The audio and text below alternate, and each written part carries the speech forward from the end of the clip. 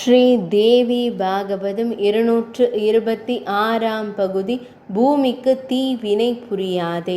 நாரத முனிவரே, பூதானம் என்பது மிகவும் உன்னதமானது. பூமியை தானம் செய்பவன் தேவியின் உலகத்தை அடைந்து பின் குடும்பத்தோடு ஸ்ரீவைகுந்தத்திற்கு செல்வான். பூமியை அபகரிப்பவன் கொடிய நரகத்தை அடைவான். அவர்களது சந்தானமும் நரகத்தை அடையும். பசுக்கள் மேய்ச்சலுக்கு செல்லும் வழியை அடைப்பவன் 100 ஆண்டுகள் நரகத்தில் வசிப்பான். அம்பால் பூமியை தாக்குபவன் 4 யுகங்கள் நரகத்தை அடைவான். காம மிகுதியால் தனது சுக்கிலத்தை நிலத்தில் விட்டவன் ரௌரவ நரகத்தை அடைவான்.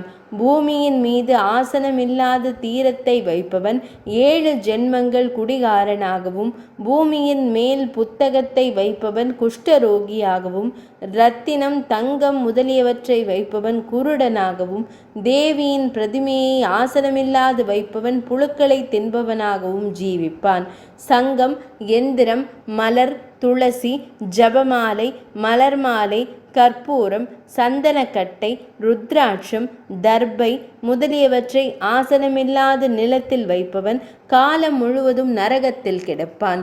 பூகம்ப காலத்திலும் கிரகண காலத்திலும் பூமியை வெட்டுபவன் மகா பாவியாகவும் அங்கஹீனனாகவும் பிறப்பான் என்று நாராயணர் கூறினார். 226 பகுதி நிறைவடைந்தது.